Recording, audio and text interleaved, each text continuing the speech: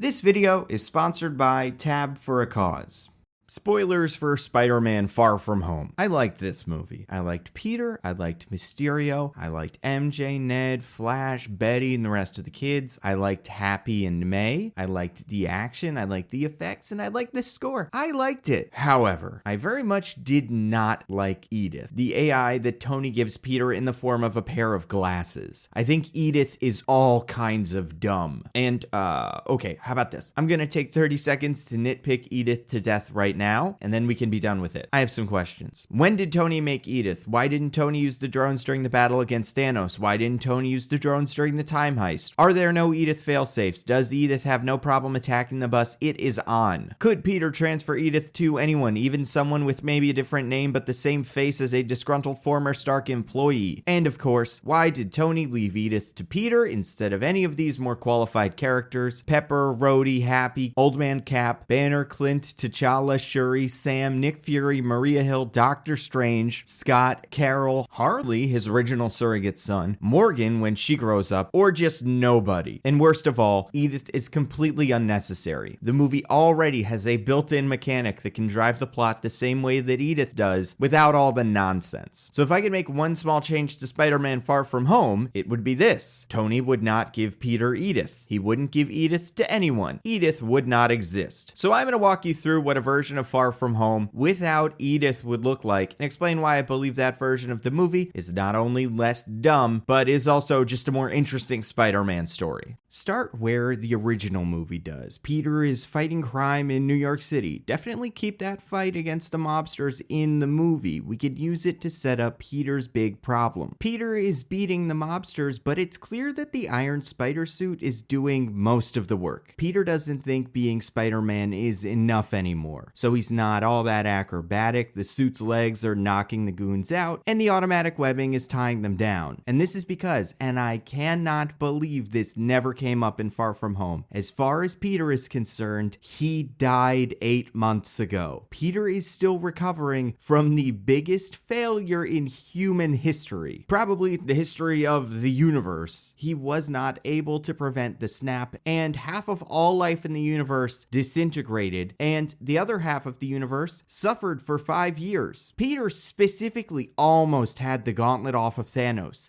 He could have saved everyone, but he didn't. And that's really weighing on him. Like, I'm not saying that you can't have a happy-go-lucky tone in a Spider-Man movie like this, or that because this movie immediately follows Endgame means it has to be this somber funeral for Iron Man. No. But I do think this is the perfect time to explore a very interesting concept, and we have a movie starring the character who is the most interesting character to explore that concept. So let's have that factor into this movie. He's just letting the suit do all his work because Peter has lost his mojo. He still has the powers, but he doesn't feel like they're enough anymore. He's just there, depressed, not having fun or making jokes, joylessly stopping crime. He's basically letting the suit save the day and then going home. Peter is literally a shell of his former self. And that comes at a big cost. Since the suit is doing all of the Spider-Manning, Peter's powers have atrophied. Specifically, Peter's spider sense is more or less gone. He doesn't need it because the suit can sense danger around it, and even if it can't, it's bulletproof, so what can happen? And spider sense is going to be the clear stand-in in this movie for Peter's confidence in himself. The May Banana Peter Tingle scene isn't just a joke. This is going to demonstrate that the spider sense is gone. So May sends Peter on this trip to Europe. He doesn't really want to go, but she wants him to get his mind off the snap, and she thinks the trip will help. I don't have a huge opinion on the May knowing Peter's identity thing. Yeah, a more traditional Spider-Man story would have May worried about Peter, but you could do interesting things with May encouraging Peter to be Spider-Man. After all, May knows he's got it in him. Peter's gonna be a hero whether she wants him to or not. Might as well be encouraging, so I don't mind if May packs the suit. But in this version, she doesn't, because she does not need to. And here's the big change. May does not need to pack the red and blue suit because Peter is bringing the suit with him. A suit. And since he's this new, depressed, nearly powerless Peter, he's packing the Iron Spider suit. That's gonna be the Edith stand-in. Instead of being being a cryptic Wizard of Oz last gift, the last thing Tony gave Peter is going to be the actual last thing Tony gave him, the Iron Spider suit. As far as Peter is concerned, this suit already represents Tony's legacy. So beginning of the trip is pretty similar. Peter's interested in MJ, but as an extension of the theme, he lacks the confidence to really do anything about it. Ned wants him to try, but Peter doesn't think MJ will go for him. Then we get the Hydro Man fight in Venice, and this can be a fun way to reveal some things about Peter. Peter doesn't have the Iron Spider suit on him, but he still wants to fight Hydro Man. Oh, and in case you're wondering, how does Peter get the Iron Spider suit to Europe if he has to take it on a plane through a metal detector? The answer is magic nanotechnology. So he doesn't have the Iron Spider suit on him, but he still wants to stop Hydro Man, so he is forced to do it without the powers of the suit. And this will be the first time we see how rusty Peter really is. He's sticking to walls, but barely. He's jumping and landing clumsily, and he's getting blasted with water from all directions because Peter isn't getting any Spidey sense warnings. But Peter manages to keep a building together long enough for Mysterio to safely destroy Hydro Man. That night, Mysterio meets up with Peter the same way Nick Fury does in the original movie. Okay, so second small change. Nick Fury serves no purpose in this movie besides delivering Edith to Peter and antagonizing Peter. And he's an idiot throughout the movie. And I know what you're gonna say. Well, that wasn't really Nick Fury, that was Talos. Well, A, Talos isn't an idiot either. And B, that still doesn't help the fact that the Nick Fury in this movie didn't work. He's just there to awkwardly guilt Peter into doing things that it would be way more interesting if Mysterio or Peter guilted Peter into doing on his own. And C, Fury chose to leave Talos in charge, which means let's say Mysterio wasn't lying and elemental villains were really here to destroy the planet like Talos and Fury assume. They almost did. Like, Fury's still on the hook for Talos' mistake. What happens if this whole confrontation goes the other way? Molten Man's a real guy and the Earth is destroyed. Way to go, Fury. Let's just take everything Fury does in this movie and give it to Mysterio. Plus, that makes it a lot more believable. Mysterio isn't fooling super spy Nick Fury. Mysterio is just fooling Peter, a young, impressionable 16-year-old. Mysterio recruits Peter to go to Prague. Peter refuses again, but this time, he doesn't think he'll be helpful. He just doesn't believe in himself. And since we're getting rid of the Edith Buster Own thing, which I found pretty awkward, we have some time for Peter and Ned to talk about Mysterio. We can get some insight into what Peter thinks is going to happen. We can also have some time where Peter and Beck talk, like that scene on the rooftop, and that could be when Beck learns about the suit. Maybe Peter very casually mentions, oh yeah, this is nanotech that Mr. Stark gave me, and I don't even think I'm worthy of it anymore. Mysterio gets an idea, wheels start turning, and then they have the fight in Prague. Then we have that scene in the bar, but this time Peter gives Mysterio the suit. Says, this technology is really advanced, you seem like a smart guy, Beck. All I'm doing with it is failing to help people, but I think you can use it to do something great. This is what Mr. Stark would have wanted. So Peter gives Mysterio the suit, and Peter leaves, and we have that same scene where Mysterio talks to all his dudes, including Box of Scraps guy, the greatest non-Justin Hammer character in any of these movies now. And that's where Mysterio reveals his plan, and how it has changed. So I don't want it to be about Tony Stark. He can have worked for Tony Stark, because that's where all the super geniuses end up working in these movies, but he's not motivated by a hate of Tony Stark. He's just a smart guy who wants to be a superhero. He wants credit. He's Willy Loman. Attention must be paid. So not too dissimilar from his original motivation. But originally, this plan had nothing to do with Spider-Man. This was all just going to be Mysterio versus the Elementals, and then Peter showed up, made it difficult, but then Mysterio realized something. Because, and not to nitpick, except I can't not nitpick here, not unlike my podcast, mostly nitpicking, Mysterio's plan in Spider-Man Far From Home makes no sense. His plan is to fight 4 fake monsters that are actually holograms. They'll cause real damage, but they themselves don't exist. Mysterio destroys them. He gets all this attention from the public. He's a big hero. Then he fights an even bigger monster made up of these super drones that he already seems to have some of anyway. So he doesn't really need Edith. This plan can work pretty much the same way. If Beck just robs banks over a long period of time and then uses that money to build more drones, he's in the same spot without Edith. And hey, maybe he could use the monster fights as a way to secretly rob banks. I think that's a different movie, but that could be fun. But okay, so let's say Beck's plan works. He fights Zephyr, he fights Sandman, he fights Hydro Man, he fights Molten Man. They cause a lot of destruction. He saves the day. He's a public figure. Then he fights the Tempest monster on the London Bridge. Nick Fury says this guy is a true hero. He invites Beck Beck to join the Avengers, and then what? He still doesn't have superpowers. What happens when he has to shake hands with Carol midair? What happens when an actual threat like Kang or Annihilus shows up with an army? When the villain is not a projection planned by Mysterio, Mysterio's whole thing falls apart. Unless he's going to do what another character from another show, which I don't want to spoil, does, and just be inconveniently far away from every fight so he can't be part of it. I don't see a way that this goes past the end of this movie, especially since there's characters like Doctor Strange who you would assume would just see through what he's doing anyway with magic. But the suit changes things. Mysterio can give his speech. Originally, we were just going to use this to get attention, stage some fights, pretend to be a hero. But this kid, in this nanotechnology, we can use this to be a real hero. We can give Mysterio superpowers. And then we won't have to pretend anymore. With the help of Box of Scraps Guy, we can reverse engineer this nanotechnology and use it to create an actual Mysterio suit with actual powers. And then everyone will have to listen to us. Ah ha ha ha ha. Something like that. Because now the plan has a logical end game. Get the suit from Peter and use the suit to make your own superpowers. Mysterio goes from pretending to be a fake superhero to pretending to be a real superhero. And then Peter realizes that Mysterio is using illusions. I think the way they get there in the movie is a little convenient, but whatever. MJ finds the projector, Peter realizes what's going on, and Peter goes to tell Fury. So Fury can still be in this movie in some capacity, but he isn't organizing this whole thing. Peter gets to the warehouse, starts fighting Mysterio. We have the Hall of Mirrors snow globe head fight, but in this version, Mysterio has not yet reverse engineered the nano suit, so there still aren't any real Mysterios that can hit Spider-Man and do any damage. So Peter gets beaten, hit by a train, Happy finds him. Peter realizes he needs to get his spider sense back if he's gonna stop Beck. So Peter gets his spider sense back, he gets his mojo back, he makes the new suit, and he fights Mysterio. But now, Mysterio does have powers, so we get a Hall of Mirrors kind of fight. We get another shot at this none of this is real fight where Spider-Man's just kind of stumbling through some fake environment, but one of the Mysterios in this version is real. One of them is Beck knocking out Spider-Man. And then at the end of the fight, the suit is destroyed, which means there's not really much nanotechnology left in the world. Tony's dead, his suit is destroyed. Peppers didn't seem to use all that much nanotech. She had a physical helmet, although it does pull back that one time. Maybe she still has it, but Tony didn't mass produce it in the 5 years between Infinity War and Endgame. So when the Iron Spider suit is destroyed, it's more or less gone from the world, which is good. Spider-Man needs to get back to normal. The Iron Spider suit is fun, but only for a little. The fun of Spider-Man is that he's a regular guy swinging around New York City in a suit with web shooters, but in a normal suit. He can get beat up. He can get shot, so he has to dodge it. And by taking the Iron Spider suit away from Peter at the very end of the movie, Peter is going to be forced to go back to basics. I know that's kind of similar to what Homecoming did, but I don't think it was that deliberate, because in Homecoming, Spider-Man loses his suit because he's irresponsible, but Peter having the suit would have almost certainly made things better. He would have won the first fight against Toomes in the warehouse, and even if he didn't, the plane situation probably wouldn't have been such a disaster because of some of the fancy things in the Stark suit, like say a communicator and a beacon so that he could be tracked. But in this situation, the suit is actively hurting Peter's ability to fight Mysterio because it's become this crutch that's stopping Peter from tapping into his real abilities like his spider sense. So taking the suit away here is not only a metaphorically significant move, but in the world it's the right thing for Spider-Man to do at that time. And we're kind of resetting the character now by destroying the suit. So that's the change. Look at what we have now. Instead of a weird set of glasses creating drones that Mysterio doesn't really need, that wouldn't really solve his problem anyway, Peter is taking the last thing Tony Stark gave him that is hampering his abilities to be Spider-Man, giving that to Quentin Beck, and Quentin Beck is able to use that gift as a way to not only hurt Peter and manipulate him emotionally, but make his plan make more sense in the long term. And Beck thinks that by taking the Iron Spider suit away from Peter, he is weakening Peter, and Peter isn't going to be a threat anymore. And Peter thinks this too because up until this point in the movie, Peter has forgotten what makes Spider-Man Spider-Man. So by taking Peter to rock bottom, taking this fancy suit away from him, and forcing Peter to get back up, not only will we have a more interesting finale in this movie, but the MCU going forward will have a more fun Spider-Man who is faithful to what's important about the character. And if you, like Peter, want to do something to give back, I would highly recommend this video sponsor, Tab for a Cause. Tab for a Cause is a Chrome extension where every time you open up a new tab, it donates a small amount of money to a charity. And you even get a say in which charities actually get the donations. They work with so many like Action Against Hunger, Water.org, Conservation International. Just by using this Chrome extension, people have raised more than $750,000 for charity. It is so easy to get started. All you need to do, go to the link in this video description, add the browser extension. It takes like a minute of your time, and you can help out some really worthy causes. As always, I have to thank everyone who continues to support the channel on Patreon.